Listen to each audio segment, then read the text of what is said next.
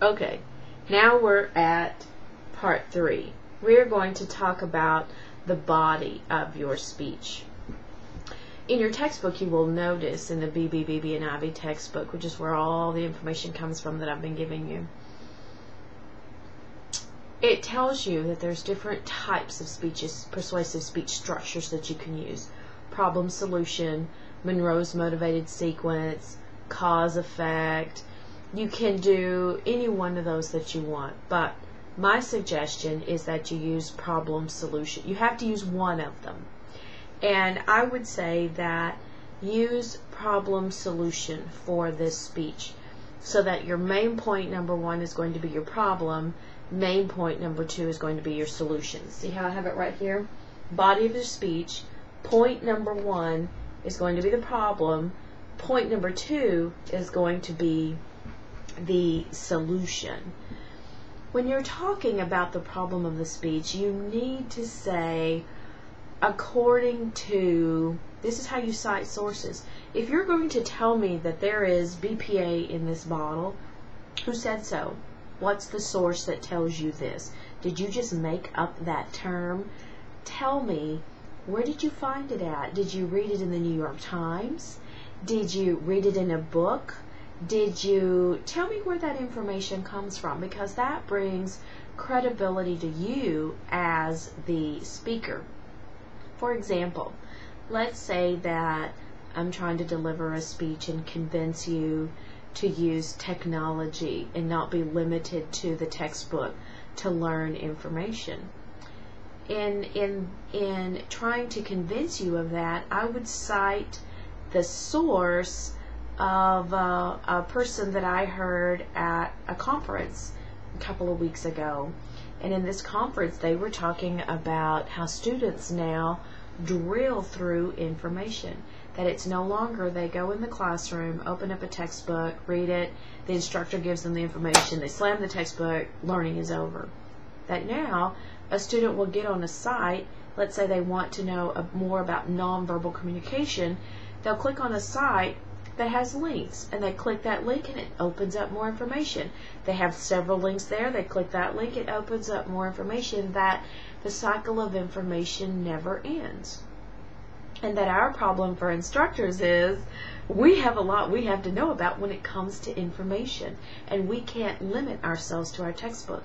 If we limit ourselves to our textbook, we're limiting the knowledge of our students, and they are going to surpass us in the knowledge that they learn from the semester in this course.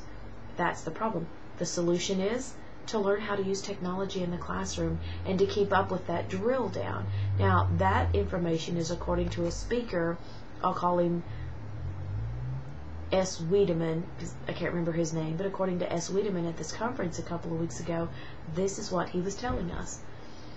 Let's say that I read a book and it complemented that information as well. I'm going to say, hold on, I just have something here, maybe this will help. You know, according to this, and I said let's say there's an article in it. There's a lot of articles in here, and let's say it's by Francine Guffman. According to Francine Guffman in this magazine right here, she states that that's what you have to do in both of your points, in the problem and in the solution. You can't give me a solution and it be your opinion alone.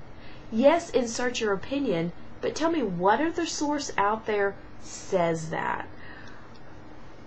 If I were going to talk to you about changing bottled water, I would say maybe the EPA, maybe a governmental website, maybe a source that people really know a lot about.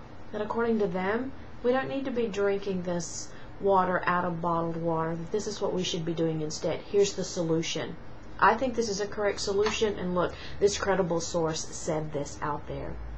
You have to have a minimum of 3 sources for your speech that you have to say out loud. Do not use Wikipedia.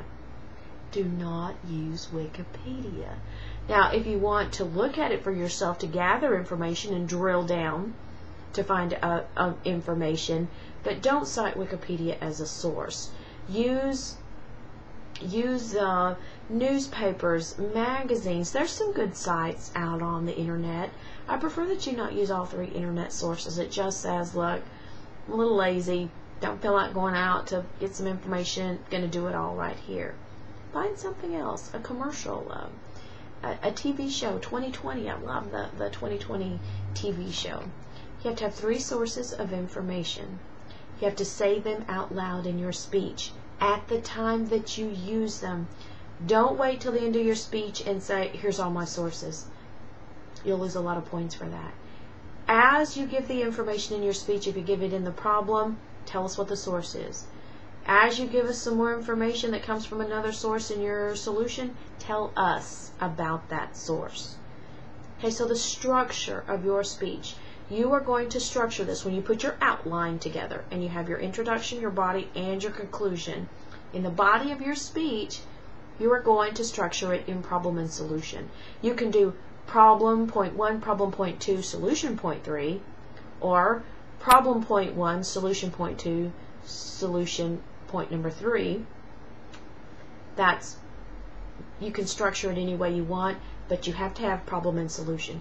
If you don't have problem and solution in your persuasive speech, then you are probably going to have an informative speech with a tagline. That is, you're going to give us a bunch of information, and in the end you're going to say, I hope I convinced you. That's a tagline. Nope, don't want a tagline. That is not a persuasive speech. That's an even lower grade. Okay? So we talked about the body of your speech, that it needs to be in the structure of problem and solution, that you need to cite sources. Okay? Let's move on to our fourth main lecture, which is going to be about the conclusion, kind of bringing it all together. Okay? Bye.